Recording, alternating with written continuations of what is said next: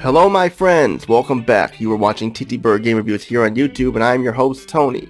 We are back continuing more TTBurger Game Reviews here on the PlayStation, PlayStation 2, PlayStation 3, PlayStation 4, and more. And we're back with my TTBurger Hot Shots Golf franchise review here on episode 291, part 4 of 8 parts. This is the second Hot Shots Golf game on the PlayStation 2. Last time I took a look at Hot Shots Golf 3 and I gave it a 9.5 out of 10. It was a great game, best game in the franchise so far with some improvements and some problems that are still there. But now we're going to be talking about the second game on the PlayStation 2 from the Hot Shots Golf franchise. We got it right here, which is Hot Shots Golf Fore, F-O-R-E, known as Minna No Golf Fore in Japan.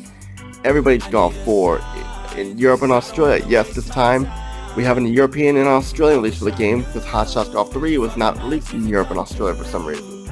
First released on November 27, 2003 in Japan, then a year later on August 17th in North America, then a year after that on September 23rd in Europe, and then 6 days later, September 29th in Australia. Now, it still begs the question why there was no release for the European release stuff, but... So we have a sequel here on the PlayStation 2. Hot Shots Golf 3 got a 9.5 out of 10, and so far in this episode is considered the best game in the franchise. Hot Shots Golf 4, 4 games. Now so far they have been getting better and better each episode. So what is the case for this game here? Well, this game does not suck. It is fun. Hot Shots Golf 4, if you enjoyed the previous game in the franchise, you'll enjoy Hot Shots Golf 4. But how does this game compare to Hot Shots Golf 3? Well, you'll find out later on. Let's get started here. This would be key for us. In Hot Shots Golf 4, most of the modes from last time here, including the miniature golf mode that was absent from the last 2 games. We have tons of golfers, some old and new, including some guest golfers this time. We have Jack from the Jack series, and Ratchet from Ratchet and Clank, and Daxter and Clank are her caddies as well. You have to unlock them, of course. Also, we have tons of golfers to choose from, such as Phoebe, Renee, Maya, Emma, and more. We also have some returning golfers this time, such as Tiffany and Lynn and more. There is a golfer for everybody. Those are pros and those are new to golf games. I guess that's hence the term, everybody's golf. This time for Hot Shots Golf 4, they added an easy mode for people who are not good at these type of games. Due to the game mechanics in easy mode with the Everybody Golf Club and the ball that automatically lines up your shot power on the shot meter, make it easier to get nice shots even though you can still miss, but it's simpler where in general actually hitting the ball feels smoother than before. There is still a slight delay to the smoother handling of the controls and more. When we get started here, we pick our golfer. In this review, I'll be playing as 2 golfers, Phoebe, the cheerleader from the United States, and Tiffany, the Canadian in the red dress who appeared in the previous game. Both are good for beginners, and sure we have Jack and Ratchet here, and this time they talk unlike Gex and Sweet Tooth and Sir Daniel Fortescue from the last game, who had guest characters who did not talk at all. As we get started, we pick our clubs, our caddy, and we get to go into the mode. Mainly the tournament mode here. We have a bunch of courses this time, running up with 15 courses, including the 2 mini-golf stages, which is the most courses seen in this series so far.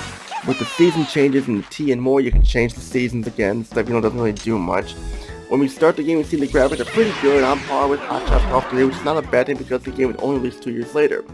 And to this day, they still look good, maybe slightly better, I do not know, maybe that's just me. The opening cutscene looks good, low pre-rendered, but good. The courses are big and detailed, bigger than before, and the mini-golf courses look good. And they look the best so far in the franchise. No simple square-like holes like they were in Hot Shots Golf 1. They make them look like a fun center where you play miniature golf in.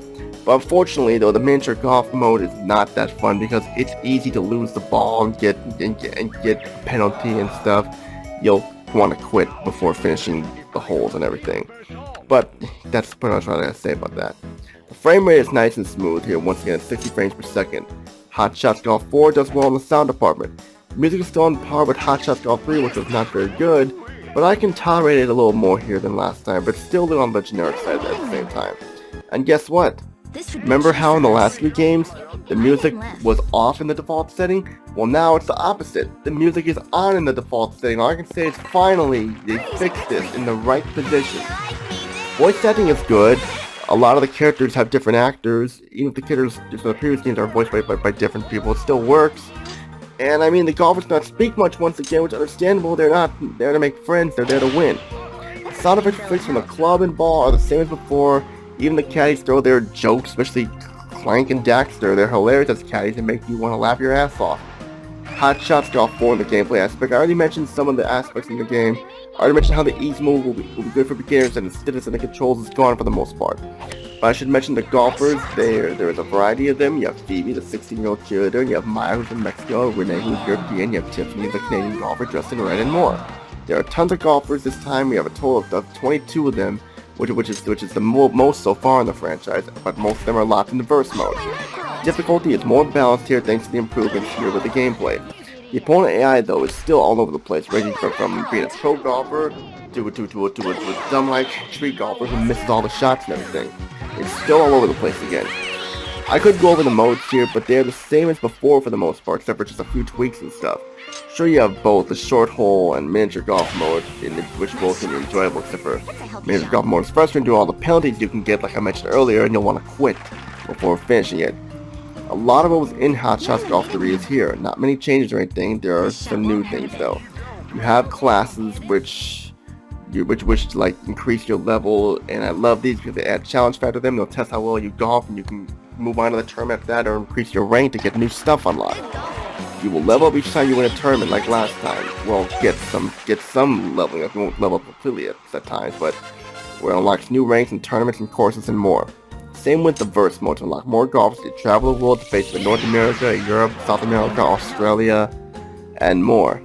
When playing normal without the easy mode clubs, there's still a second delay when you press the X button for the shot meter, which is also a problem in the easy mode as well. The shot meter, which should have been fixed 4 times now, this happens in the franchise. Online players here once again using the network adapter, but I do not play online, so I cannot tell you how it is. Hot Shots Golf Fore is a fantastic golf game that fans of golf games and fans of the franchise should definitely check out, especially if you want more hot shot action. But be warned though, not much is different or changed here, so those who played Hot Shots Golf 3 still may be disappointed with not many changes aside from new golfers, new courses, and new clubs and stuff. That's basically it. But those of you who want to know what rating I'm going to give it, we have to go to our TTBurger pros and cons chart here. For TTBurger pros, Hot Shots Golf is still amazing and fun on the PlayStation 2 in its 4th installment. Tons of golfers, old and new, to choose from, for where there's a golfer for everyone. Hence the term, everybody's golf. Lots of courses to golf in with the season change mode once again and more. Guest characters Jak and Daxter and Ratchet and Clank make appearances here as golfers and caddies. All the modes of play are here, including the return of the miniature golf mode from the first game. The easy mode will definitely help for newcomers or people who are not good at golf games. The class mode will definitely test your golfing skills in the tournament mode to level up your golfer. Music and voice actors are well done, even if music is a little on the generic side. The music for the first time is turned on by default in the options menu. Jak and Daxter and Ratchet and Clank as guest golfers talk this time, unlike in Hot Shots Golf 2, where those golfers didn't speak at all. Controls are smoother, making it easier to pick up and play the game. The graphics are still well done to this day for a PlayStation 2 game. For the TTBurger cons, most of the content from Hot Shots Golf 3 is here with not really any changes for the most part. The music, while better here in the game, it still sounds low on the generic side. The opponent AI is still a little unbalanced, being a pro or stupid at the same time. There is a delay with the buttons when using the shot meter once again. Miniature golf mode, while better than the miniature golf mode in Hot Shots Golf 1, it's difficult for all the wrong reasons. And those who are not fans of golf games will not change your mind. But that's all the complaints I have about though. Given the rating, once again, a 9.5 out of 10. It's just as good as Hot Shots Golf 3, but be warned, some people may not be as big a fan of this game as were with the third game due to not many changes. And that's it for this part of my Hot Shots Golf franchise review. For part 5, we're going to do something new, take a little twist, and do some tennis this time with Hot Shots Tennis, their first tennis game. How does it fare? Will the tennis be as much fun as the golfing? Find out next. With all I gotta say is Tony, peace and out. Have a good day and see you all in my review of Hot Shots Tennis with a PlayStation 2. Take care, everybody. I wish I knew if all of my dreams would come true.